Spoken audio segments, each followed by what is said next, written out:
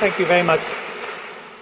Thank you. Well, there is a confrontation between people who have religious commitment and those who don't. And it has become a rather bad-tempered one since 9/11, since the atrocities in New York and Washington in 2001. And that date, what happened on that date, I think, changed the nature of the debate between people on either side of this confrontation. Prior to it, I think if people had a religious commitment of some kind, generally speaking, in this country at least, they kept it to themselves. Their religious proclivities were rather like their sex life. They didn't talk about it at dinner parties very much. And when one met somebody, if one wasn't oneself religious, who is religious, one wouldn't press the point very much. One would treat them rather as if there had been a death in the family, which in the case of Christianity is reasonably apt. Since 2001, however, things have changed. And they've changed in that people who don't have a religious commitment have very often spoken out robustly and uncompromisingly and have been very frank about their point of view. And it is this, I think, the tone of the discussion which has alarmed people who are defenders and apologists for religion.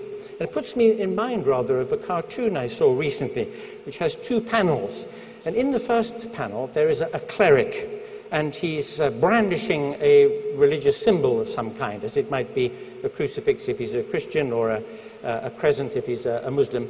And he's brandishing this, and he's bashing somebody over the head with it. And as he does so, he shouts, with each blow, he shouts, "Infidel, blasphemer, homosexual, uppity woman, abortionist."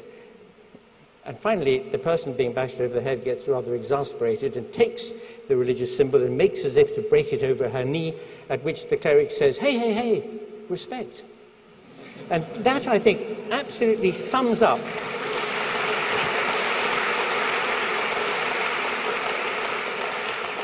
the person who drew that cartoon will be delighted. That rather sums up the rhetorical position today. What one must understand is this, that there are charges on both sides of the debate about not understanding the other person's point of view. People of a religious commitment say this about those who don't share their views. They say, "You don't understand our position, what it's like to have a commitment, what it means to us." And that's an odd thing for them to say, because, of course, the great majority of people who are not religious used to be, and have become non-religious because they've given up the commitment that they were led into as children, taught at school, taught by their community, church, mosque, temple, synagogue. They've given it up sometimes with a great deal of difficulty and pain, but they understand very well what was involved and what the story is that their opponents in the discussion are committed to. But people on the religious side of the debate don't really quite see always what the point is, those who oppose them. And that's what I'd like very, very briefly to explain, because in fact there are three quite separate issues here, although they naturally connect with one another. There is the question of the metaphysical nature of the universe, what kinds of things there are in the universe. People who are religious, almost all of them anyway, think that there are supernatural agencies of some kind in the universe, gods, goddesses, angels and archangels, demons, devils.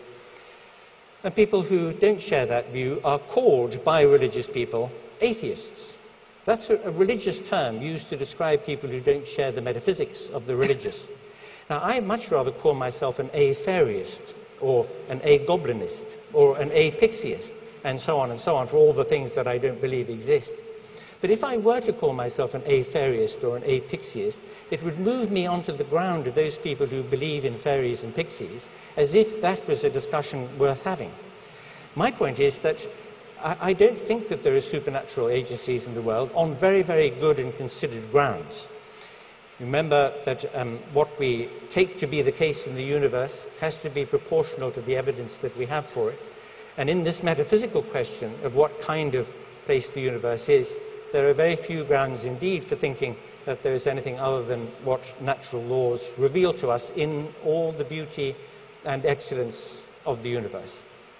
The second thing, and this really is where the debate takes off, is secularism. And you don't have to be an atheist or an apixiist to be a secularist. You might be a religious secularist. Secularist is somebody who believes that questions of public policy, questions of the complex, pluralistic society we live in, should not be under the government of any one religion or indeed of the religions working in committee. Secularism is about the place of religious faith in the public square. And what a reasonable secularist thinks and should think is this, that religion and religious organizations has every right to exist and every right to have its say.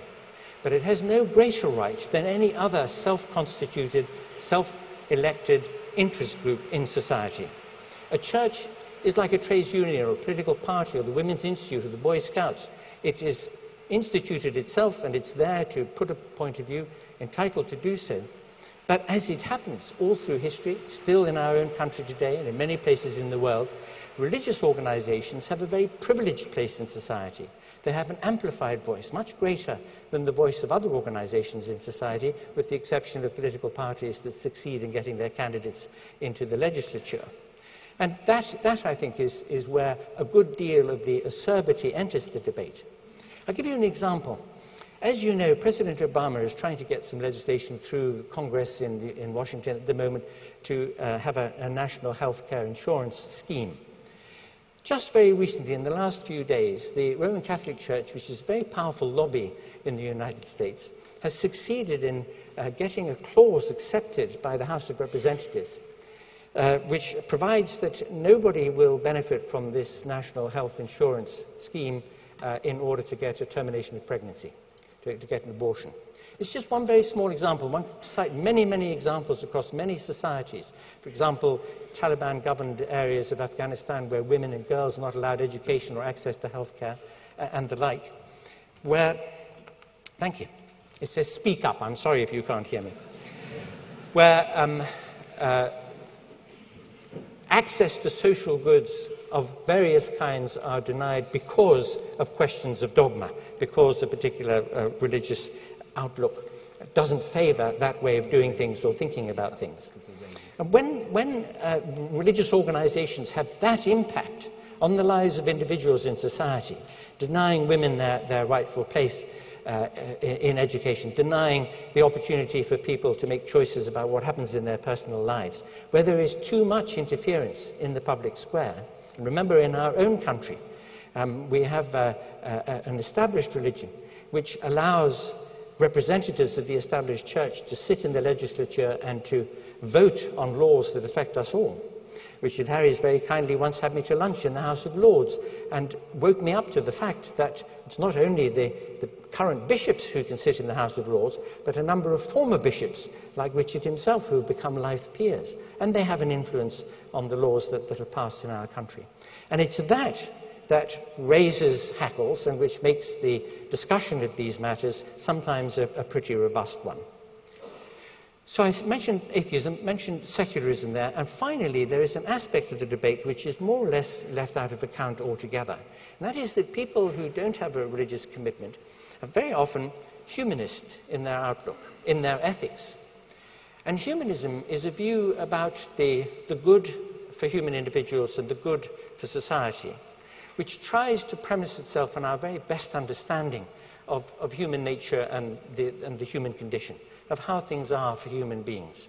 And it tries to erect a structure of ethical concern between individuals, urging the importance of good relationships between people, respect between human individuals on the basis of their human individuality, not on the basis of some identity that they choose for themselves, in the hope of trying to make this a collegial, cooperative, and flourishing world. That aspect of the debate is suppressed because the churches, the religious bodies, arrogate to themselves the claim that only they really have the right view about ethics, about the right way to live. So I would argue that given the fact that to be a non-believer is to stand in a relation to religion in the same way as the non-stamp collector stands to the stamp collector, that is, you just simply don't share that view, it's extremely hard indeed to be a fundamentalist non-stamp collector. You just don't take that particular view, and the fact that you don't says nothing else about what you believe and how you behave. Thank you very much.